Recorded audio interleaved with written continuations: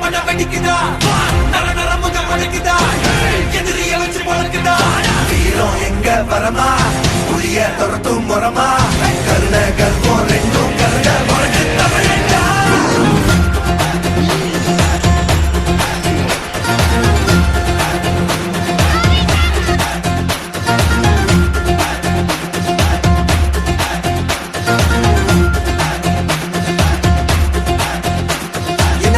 புதுசு